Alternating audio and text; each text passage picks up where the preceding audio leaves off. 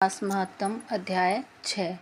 श्रुतदेव बोले, मेष राशि में सूर्य के स्थित रहने पर जो वैशाख मास में प्रातःकाल स्नान करता है और भगवान विष्णु की पूजा करके इस कथा को सुनता है, वह सब पापों से मुक्त हो भगवान विष्णु के पास परम धाम को प्राप्त होता है।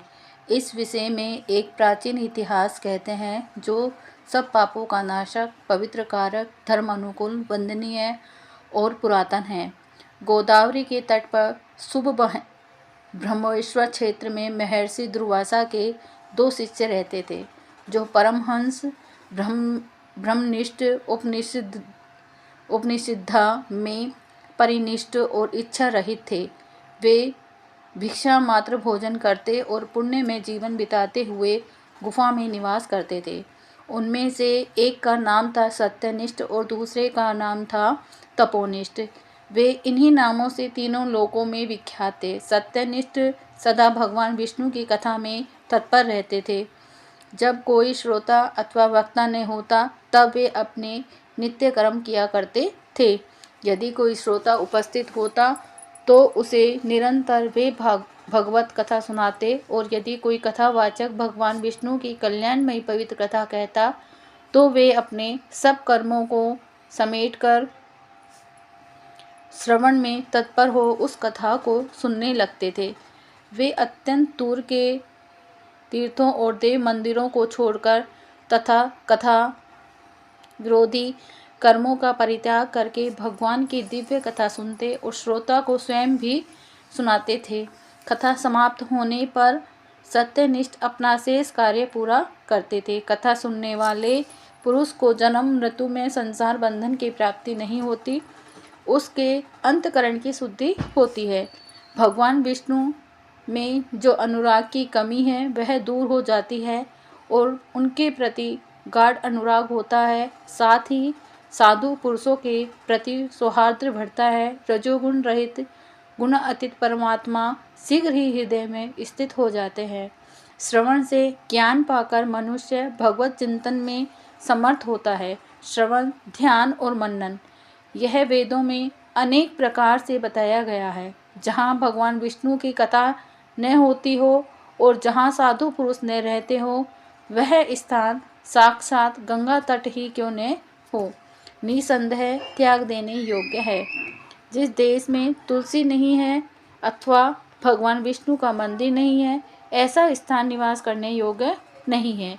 यह निश्चय करके मुनिवर सत्यनिष्ठ सदा भगवान विष्णु की कथा और चिंतन में संलग्न रहते थे। दुर्वासा का दूसरा शिष्य तपोनिष्ठ दुराग्रह पूर्वक कर्म में तत्पर रहता था। वह भगवान की कथा छोड़कर अपना कर्म पूरा करने के लिए इधर उधर हट जाता था।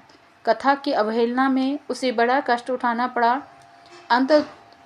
अंततोगत्वा कथापरायण सत्यनिष्ठ ने ही उनका संकट से उद्धार किया।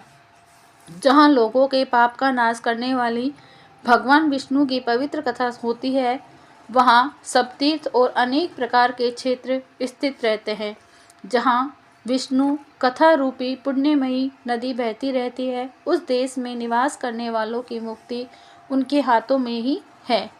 पूर्व काल में पांचाल देश में पुरुयशा नामक एक राजा थे, जो पुण्यशील एवं बुद्धिमान राजा भूरियशा के पुत्र थे। पिता के मरने पर पुरुयशा राज सिंहासन पर बैठे। वे धर्म की अभिलाषा रखने वाले, शूरता, उदारता आदि गुणों से संपन्न और धनुर्विद्या में प्रवीण थे। उन महामती नरेश ने अपने धर्म के अनुसार पृथ्वी का पालन किया। कुछ काल के पश्चात राजा का धन नष्ट हो गया। हाथी और घोड़े बड़े बड़े रोगों से पीड़ित होकर मर गए। उनके राज्य में ऐसा भारी अकाल पड़ा जो मनुष्य का अत्यंत विनाश करने वाला था। पांचाल नरेश राजा पुरुयशा को निर्बल जानकर उनके शत्रुओं ने आक्रमण किया और युद्ध में उनको जीत लिया। तदंतर पराजित हुए राजा ने अपनी पति शिखरिणी के साथ पर्वत की कंदरा में प्रवेश किया। साथ में दासी आदि सेवक गण भी थे। इस प्रकार छिपे रहकर राजा मन ही मन विचार करने लगे कि मेरी यह क्या अवस्था हो गई। मैं जन्म और कर्म से शुद्ध हूँ, माता और पिता के हित में तत्पर रहा हूँ, गुरु भक्त, उद्धार, ब्राह्मणों का सेवक, धर्मपरायण, सब प्राणियों के प्रति दयालु, देव पूजक और जितेंद्रिय भी हूँ। फिर किस कर्म में से मुझे यह विशेष दुख देने वाली दरिद्रता प्राप्त हुई है? किस कर्म से मेरी पराजय हुई और किस कर्म के फल स्वरूप मुझे यह वनवास मिला है? इस प्रकार चिंता से व्याकुल होकर राजा ने खिन्न चित्त से अपने सर्वज्ञ गुरु मुनि श्रेष्ठ याज और उपयाज का स्मरण किया। राजा के आह्वान करने पर दोनों बुद्धिमान मुनीश्वर वहां आए। उन्हें देखकर पांचाल प्रिय नरेश सहसा उठकर खड़े हो गए और बड़ी भक्ति के साथ गुरु के चरणों में मस्तक रखकर प्रणाम किया। फिर वन में पैदा होने वाले शुभ सामग्रियों के द्वारा उन्होंने उन दोनों का पूजन किया और विनीत भाव से पूछा, विप्रवरों, मैं गुरु चरणों में भक्ति रखने वाला हूँ। मुझे किस कर्म से यह दरिद्रता को हानि और शत्रुओं से पराजय प्राप्त हुई है? किस कारण से मेरा वनवास हुआ और मुझे अकेले रहना पड़ा? मेरे न कोई पुत्र है, न भाई है और न हितकारी मित्र ही है। मेरे द्वारा सुरक्षित राज्य में यह बड़ा भारी अकाल कैसे पड़ गया? ये सब बातें विस्तार पूर्वक मुझे बताइए। राजा के इस प्रकार पूछने पर वे दोनों मुनिश्रेष्ठ कुछ देर ध्यान मग्न हो इस प्रकार बोले, राजन, तुम पहले के 10 जन्मों तक महापापी व्याघ्र रहे हो। तुम सब लोगों के प्रति क्रूर और हिंसा परायण थे। तुमने कभी लेस मात्र भी धर्म का अनुष्ठान नहीं किया। इंद्रिय संयम तथा मनोनिग्रह का तुम में सर्वदा अभाव था। तुम्हारी जिह्वा किसी प्रकार भगवान विष्णु के नाम नहीं लेती थी। तुम्हारा चित्त गोविंद के चारों चरण अरविंदों का चिंतन नहीं करता था और तुमने कभी मस्तक नवाकर परमात्मा को प्रणाम नहीं किया। इस प्रकार दुरात्मा व्याघ्र का जीवन व्यतीत करते हुए तुम्हारे 9 जन्म पूरे हो गए। अब 10वां जन्म प्राप्त होने पर तुम सहा पर्वत पर पुनः व्याघ्र हुए। वहां सब लोगों के प्रति क्रूरता करना ही तुम्हारा स्वभाव था। तुम मनुष्यों के लिए यम के समान थे, दयाहीन, शस्त्रजीवी और हिंसापरायण थे। अपनी स्त्री के साथ रहते हुए राह चलने वाले पथिकों को तुम बड़ा कष्ट दिया करते थे, बड़े भारी सठ थे। इस प्रकार अपने हित को न जानते हुए तुमने बहुत वर्ष व्यतीत किए। जिनके छोटे छोटे बच्चे हैं, ऐसे मृगों और पक्षियों के वध करने के कारण तुम दयाहीन दुर्बुद्धि को इस जन्म में कोई पुत्र नहीं प्राप्त हुआ। तुमने सबके साथ विश्वासघात किया, इसीलिए तुम्हारे कोई सहोदर भाई नहीं हुआ। मार्ग में सबको पीड़ा देते रहे, इसीलिए इस जन्म में तुम मित्र रहित हो। साधु पुरुषों के तिरस्कार से शत्रुओं द्वारा तुम्हारी पराजय हुई। कभी दान न देने के दोष से तुम्हारे घर में दरिद्रता प्राप्त हुई। तुमने दूसरों को सदा उद्दंग में डाला, इसीलिए तुम्हें दुस्सह वनवास मिला। सबके अप्रिय होने के कारण तुम्हें असहा दुख मिला है।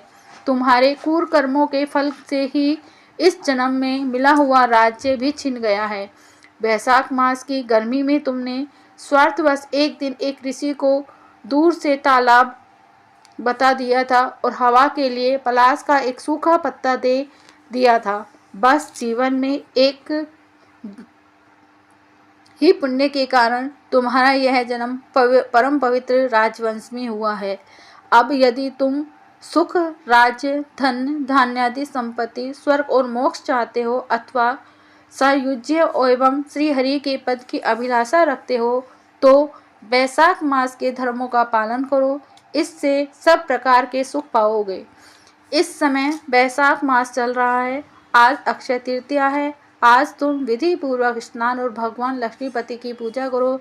यदि अपने समान ही गुणवान पुत्रों की अभिलाषा करते हो तो सब प्राणियों के हित के लिए प्याऊ लगाओ। इस पवित्र वैशाख मास में भगवान मधुसूदन की प्रसन्नता के लिए यदि तुम निष्काम भाव से धर्मों का अनुष्ठान करोगे तो अंतकरण शुद्ध होने पर तुम्हें भगवान विष्णु का प्रत्यक्ष दर्शन होगा। यो कहकर राजा की अनुमति ले उनके दोनों ब्राह्मण, पुरोहित, याज और उपयाज जैसे आए थे वैसे ही चले गए।